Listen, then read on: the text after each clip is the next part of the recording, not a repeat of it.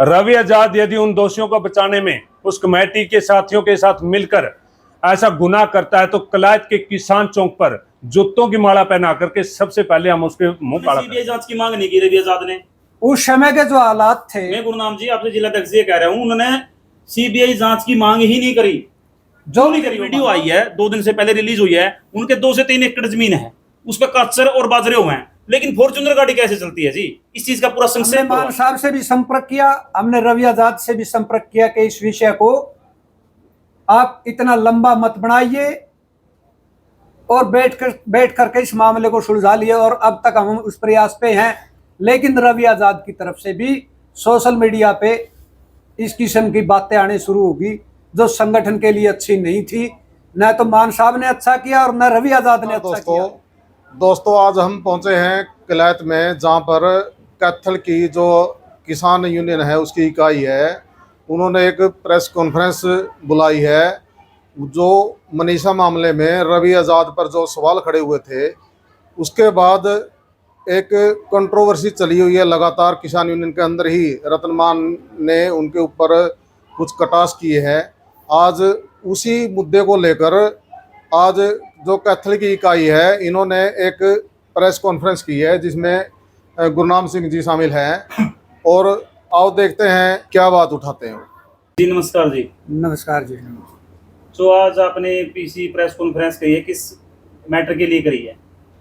आज जो हरियाणा प्रदेश में भारतीय किसान यूनियन टिकैत संगठन है, उसके अंदर हमारे संगठन के अंदर आपसी मनमुटाव, आपस की क्रिटिसाइज और जो संगठन के लिए, किसान और मजदूर वर्ग के लिए घातक है, उसके लिए आज ये पीसी रखी गई है। क्यों घातक है जी वो? क्योंकि भारतीय किसान यूनियन किसानों की, मजदूरों की लड़ाई लड़ने के लिए है, न कि आपस में एक दूसरे के खिलाफ छिंटाकशी करने के लिए। और मैं हरियाणा प्रदेश के संगठन के जो हमारे साथी हैं, निवर्तमान अध्यक्ष है हरियाणा प्रदेश के रतनमान जी, और युवा के हमारे प्रदेश अध्यक्ष हैं, निवर्तमान जो अध्यक्ष हैं भाई रवि आजाद जी। जो मनीषा प्रकरण हुआ, उस प्रकरण में हमारा ये साथी उस इलाका का होने के नाते उस आंदोलन में शामिल था, क्योंकि अगर इस इलाके के अंदर कोई घटना घटती है, हम जैसे लोगों का भी फर्ज बनता है कि हम किसी के सुख और दुख में शामिल हों।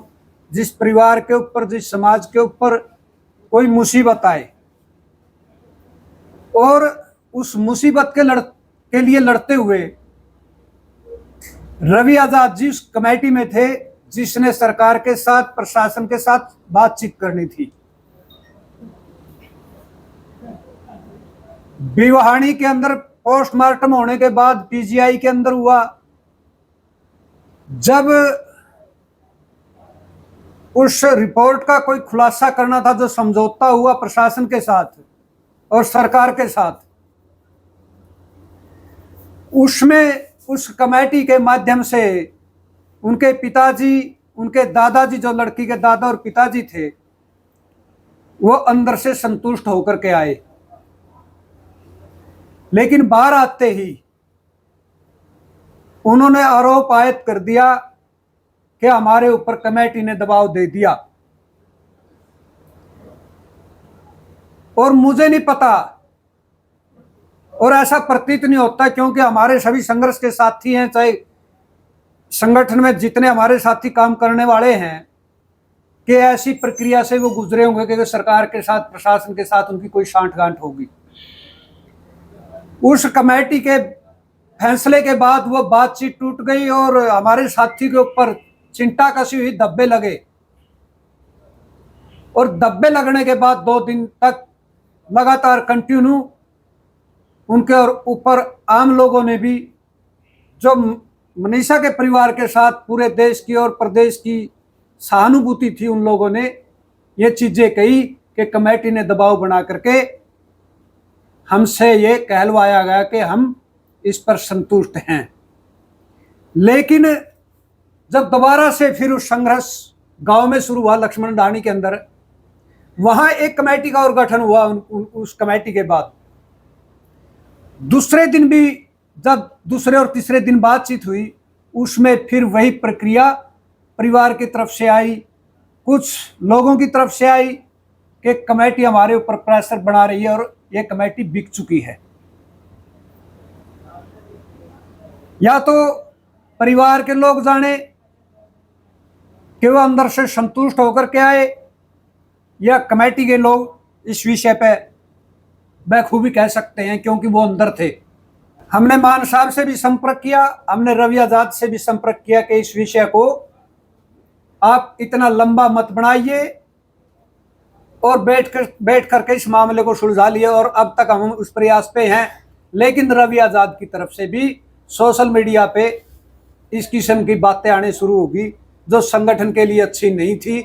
न तो मान साहब ने अच्छा किया और न रवि आजाद ने अच्छा किया। तो मैं प्रार्थना करूंगा इन साथियों से कि आप इस किस्म की कोई गतिविधि ना करें जो संगठन पे चोट लगने का काम हो। भारतीय किसान यूनियन में ही रतन मान जी आते हैं और भारतीय किसान यूनियन में आता है रवि आजाद।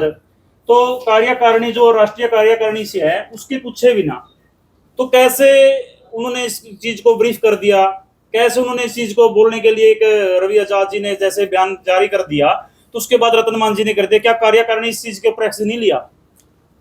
बिल्कुल, ये एक जल्दबाजी का फैसला था, चाहे वीडियो वायरल करने का था या सोशल मीडिया पर जो अब रवि की तरफ से चल रहा है। ये राष्ट्रीय कार्यकारिणी का भी फर्ज बनता था जब इस किस्म की बात हुई कि उस पर संज्ञान ले। लेकिन हमारी राष्ट्रीय नेतृत्व से भी बात चल रही है कल परसों से, जब ये आपस में ज्यादा उस पे आ गए। और अगर कोई इस किस्म का फैसला हम लेते हैं, अकेला व्यक्ति कोई ऐसा फैसला लेता है, वो संगठन के लिए घातक होता है। अगर ये फैसला ही लेना था कोई, अगर गुरनाम से, मैं दूसरे का नाम नहीं लूंगा, अगर मेरे से कोई गलती होती है उस पर मीटिंग बुला करके, पंचायत बुला करके, स्टेट बॉडी के जितने हमारे साथी हैं, नए हैं, पुराने हैं, बुद्धिजीवी हैं, जो संगठन से पुराने समय से जुड़े हैं, उन लोगों को बुला करके मेरे से स्पष्टीकरण, नोटिस दे करके स्पष्टीकरण लिया जाना चाहिए। आप एक बात बताएं जी, जो रवि आजाद जी हैं, रतन मान जी ने उनको बोल दिया, लेटर जारी कर दिया, जो भी किया, लेकिन रतन मान जी के बाद लगातार फेसबुक पे लगातार लगे हुए हैं रवि आजाद जी, वो कमेंट पे कमेंट किए जा रहे हैं। दूसरी बात मैं आपको बता दूं, साथ में एक वैसे जोड़, रवि आजाद जी और भारतीय किसान यूनियन जो टिकैत की यूनियन से आप बोल रहे हैं, वहां पर मनीषा को फैसला करने गई थी या कंट्रोवर्सी करने गए थे? वहां एक निर्णायक समझौता जो होता है वो करने के लिए गए। उन्होंने सीबीआई जांच की मांग नहीं की रवि आजाद ने। उस समय के जो हालात थे, मैं गुरुनाम जी आपसे जिला अध्यक्ष ये कह रहा हूं, उन्होंने सीबीआई जांच की मांग ही नहीं करी। जो नहीं करी वो मांग, जो उस समय के हालात थे, परिवार की सहमति से बात बनी। अगर परिवार उस पर यह कहता है कि हम सहमत नहीं है, अब कमेटी है, कहीं ना कहीं उस कमेटी को परिवार को की सहमति से काम करना पड़ता है।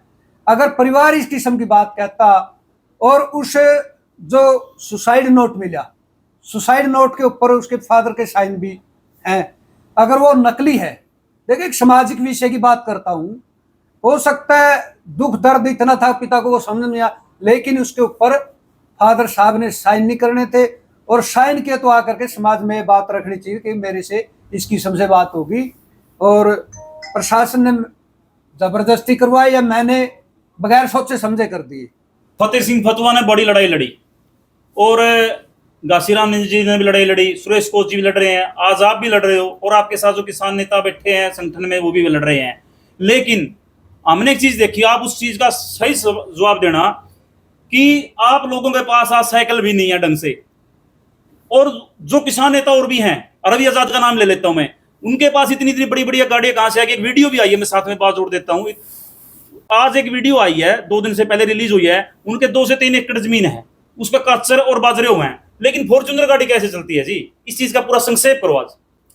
इस बात का उनका पारिवारिक मामला, वो परिवार के साथ फाइनेंस पे वो गाड़ियां ली हैं या संगठन से चंदा इकट्ठा करके ली हैं या कहीं से उनके ऊपर फाइनेंशियल कोई और चीज आती है, तो उसका जवाब वो दे सकते हैं हमारे पास उनके लिए। या प्रदेश कार्यकारिणी में रतनमान जी भी गाड़ी ले रहे हैं या और हमारे अन्य साथी भी। हमने आपसे सवाल किया जी, आपके पास नहीं है। हमने ये बात करी फतेह सिंह का बेटा आप, और फतेह सिंह फतुआ ने पैदल लड़ाई लड़ी है जी। फतेह सिंह फतुआ को छोटी चीज नहीं थी। अगर फतेह सिंह फतुआ किसी आंदोलन में चला जाता था, आंदोलन की रूपरेखा बदल दिया करता। तो मैं यह बात पूछ रहा हूं आपसे, उसका बेहतर जवाब वही लोग दे सकते हैं जिनके पास गाड़ियां हैं। यदि रवि आजाद इस गुनाह में लिप्त पाते हैं, साथी ने अभी जवाब मांगा था, सीबीआई की मांग क्यों नहीं की। रवि आजाद यदि उन दोषियों को बचाने में उस कमेटी के साथियों के साथ मिलकर ऐसा गुनाह करता है तो कलायत के किसान चौक पर जूतों की माला पहना करके सबसे पहले हम उसके मुंह काला करेंगे। एक बात। दूसरी बात मैं कह देता हूं, पुराना साथी है, संघर्षशील साथी है, बड़ी ईमानदारी से और निष्ठावान और निस्वार्थ भाव से इसने किसान यूनियन में टाइम दिया है। अब इंतजार तो सिर्फ उसका गुनाह का रह गया। अभी गुनाह कैसे साबित होगा? गुनाह हमारे सीबीआई जांच पर हमने पूरा भरोसा है। सीबीआई जांच आज कह दो कि इसके 5-4 जो भी मर्डर करने वाले साथी थे वो पकड़े गए, तो जाहिर सी बात है तो रवि आजाद भी गुनहगार हैं। और यदि सीबीआई जांच से 2 तरह के फैसले देगी, आपको भी पता है। या तो जो मर्डर हुआ उसमें जितने भी साथी हैं, 2-4 हैं, उनको पकड़ेगी, या फिर वो सुसाइड जो उसने किया है उसके बारे में प्रतिक्रिया देगी। यदि सुसाइड के बारे में प्रतिक्रिया आती है तो रवि आजाद निर्दोष है।